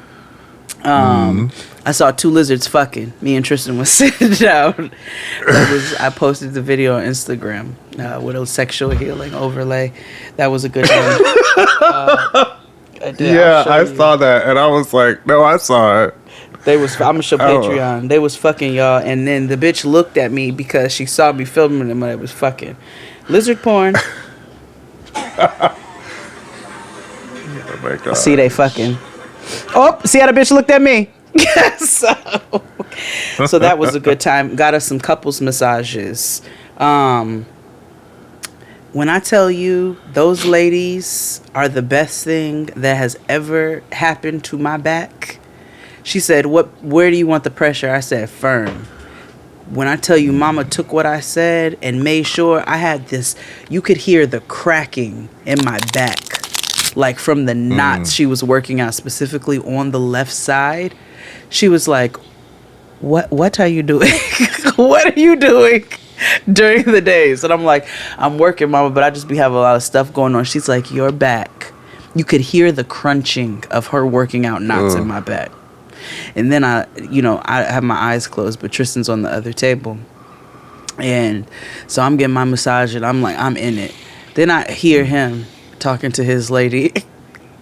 And all I heard was, can you just focus on the head for a minute? Can you just focus on the head? And I was over there trying to and I told him afterwards, I was like, I'm not gonna lie to you, for 5 minutes I thought she was massaging your dick. And he was like, and you ain't said nothing. I was like, nigga, my shit felt so good I couldn't even feel away. At that point, girl, fuck it. Fucking girl, if that's part of the package, then c'est la vie.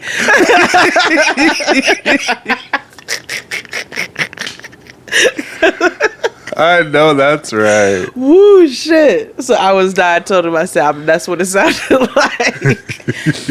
So everybody on the resort was fantastic, right? And then everybody who lives there, everybody who works there. So, and we making sure, like, because you already know how it is on resorts. Yeah, it's always a political situation, right? Baby. Because it's like very uncomfortable. It's like, I know this isn't right, but I do know that you need this. But I know that this contributes a lot to the economy. I get all of that, but I feel a fucking way when I see Suzanne and Harry and their batch of beiges running around asking, Mary Alice or Terry Ann, Stacey Ann for rum punch. Like, and then your kids got braids. It pisses me off. Oh my god! But what really made me mad, Tristan. So we were having many conversations, and at one point he was like, white people come to resorts to live out their fantasies. I was like, man, that's what it looks like. That's what it looks like. Y'all come here, and I know some of the 6 of y'all who are listening, like, no, we don't. Well, yes, some of y'all's cousins do. They come to this motherfucker to live out their motherfucking fantasies. They're 12 years a slave. They're 12 years a slave cosplay. So we made sure that we addressed every single person by their name. They got name tags on for a reason. So we address everybody by their name, give them respect. You know what I'm saying? We grateful. We appreciate you bringing this. We appreciate you doing this. And let me tell y'all niggas something. If you've never been taught, it's not judgment if you've never been taught. If you go out of town, especially out of the country, especially if you go into a black country, bring cash, okay? And bring a good amount of it. And delegate that cash specifically to making sure that the people who are making your vacation good are getting their just due with tips. Even they frown upon it, don't do it all out in the open. You got to figure out ways, slide it up under the table. But make sure that you are treating these people with respect, because some of these white people and these niggas be up on these resorts acting like they ain't never been raised by nobody before. When you have a when you have somebody who cleans your room. I remember I was in there one day when, because we're in our room for 7 days. So I asked the lady when I ran into her one day, I was like, are you the one who's primarily cleaning the room? She's like, yeah, it's only like 2 days that I'm not. But out of all these days, I'm the one who's here. Okay, bet. You know what I did at the end of that trip? You leave something for your cleaning lady. You know what I'm saying? You going up for these all-inclusive drinks and stuff, throw a couple dollars, to your bartenders, like, don't go up in there acting entitled. Just because it says all inclusive doesn't mean that there are still people who are out here working. Right. But then there are also people who will strong arm you for tips.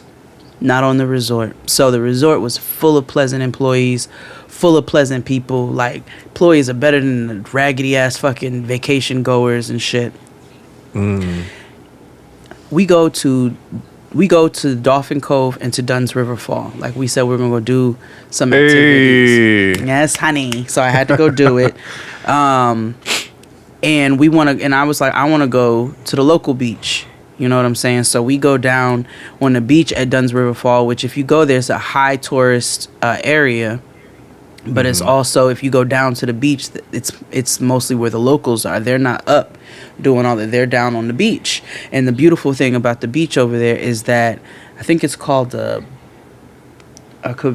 brisk, or I forget, but starts with a B, where fresh water meets salt water. And so there's a period where, because the water's coming down from the mountain and you got the seawater down at the very bottom, and there's a portion of that where that fresh water is meeting that salt water, and there's a specific word for that, and it just feels amazing. And it's like, I love that kind of stuff. So me and Tristan went and did Dunn's River Fall, did the beach, did the dolphin coves, which was so fun, swimming with the dolphins, getting kisses from the dolphins. I sent it to my grandparents and they said yuck. Now I did think to myself as I came out of that water, that was so fun. That was such an amazing experience. I swam with dolphins. I held one. I rode on one. I did this and that. They pushed me out of the water. I just swam in a whole bunch of dolphin nut. Oh, my God. Oh, shit. Jesus. You did. That's gross, but yes, you did. Especially the nut, because the trainers tell you, they were like, dolphins. Oh, yeah, because they bone for fun. For fun, like us. They have sexual urges.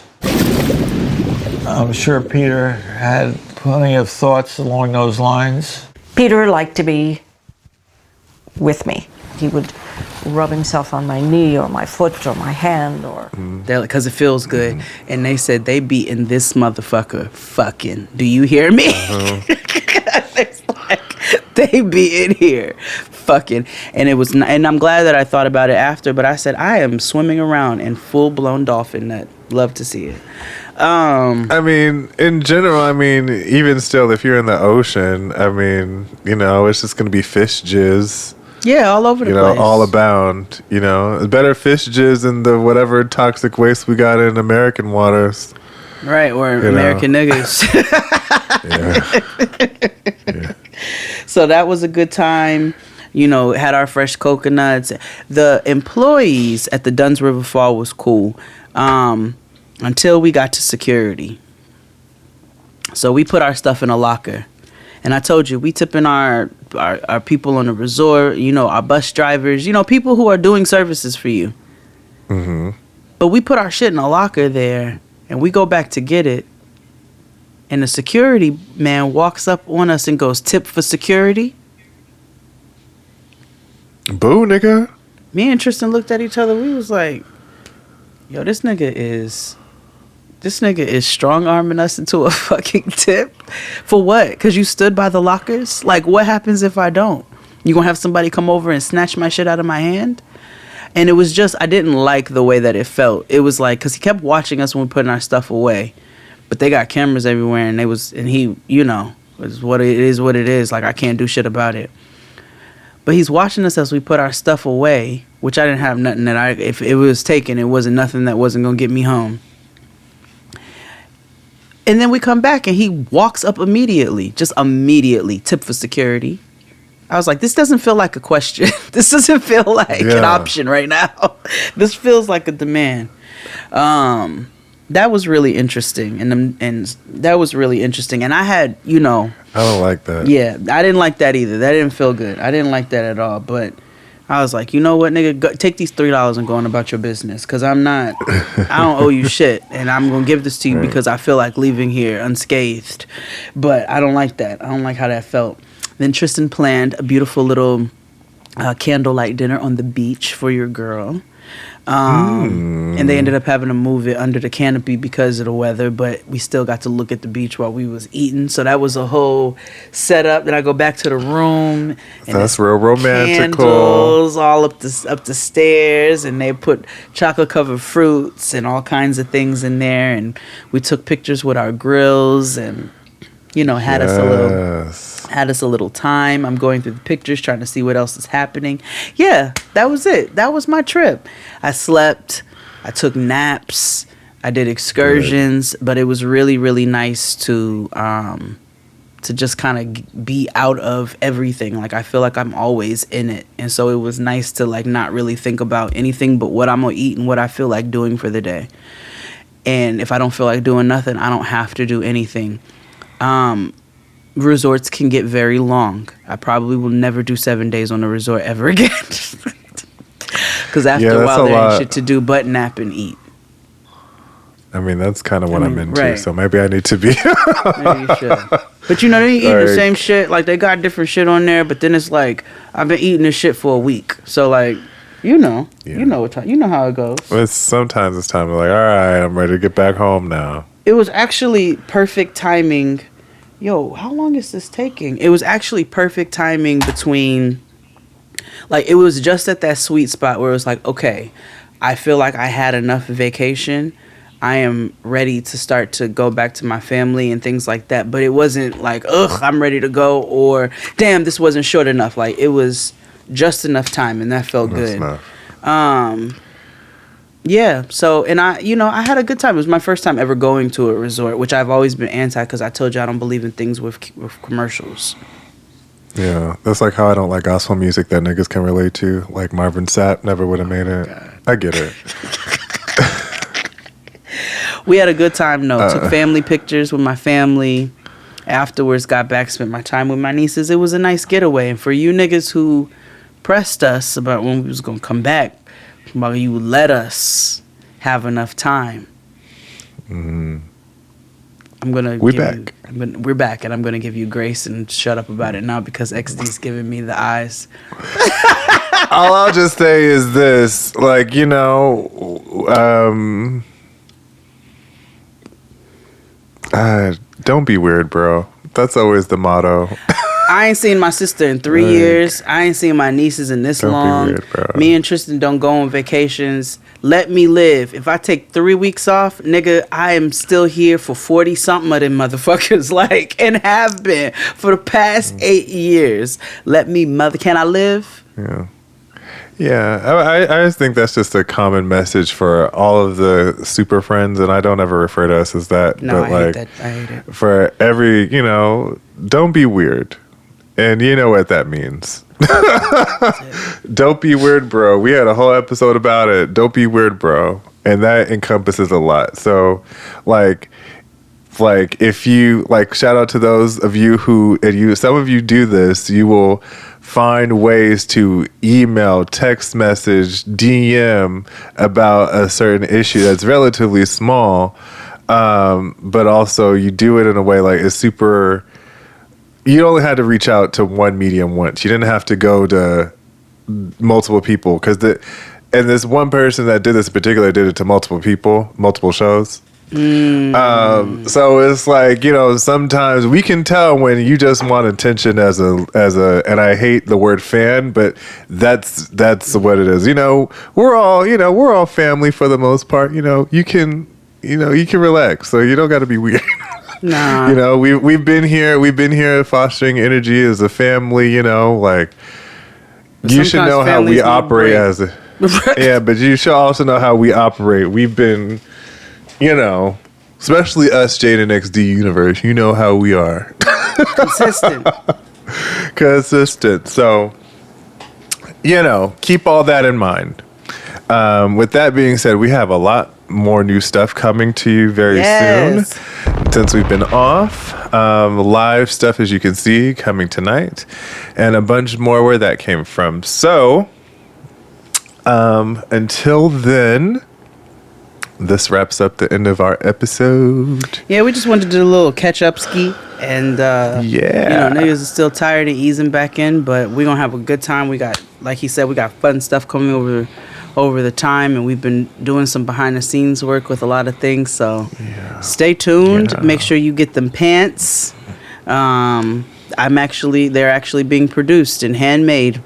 Each pair is handmade, so it's not coming from a factory, and Sheree doesn't have her name anywhere on it. Shout out this young lady, Brittany. I don't know your pronouns. She just emailed us while we were recording and asked. They were asking about Delo, and they just bought it, and they loved it. Oh yes. They asked about and they also asked about your pants. So now you know that the pants are coming on Sunday, and they asked if Delo will still be available. It's available as now. Yes. You can tell Link them in the to description box. Yeah, they owe me money, so you can tell them that they need to run me my money. Okay. All right.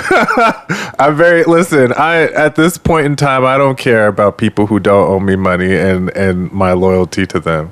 If you owe me money, I'm going to tell you publicly that you owe me money, because you owe me money. That's real. So That's real. Especially when y'all be coming to us. Yeah. Run me my ducats. Right. So, hey, get it while you can. But anyway, love you all for listening, and we'll be on next time. Yes. Bye. Goodbye.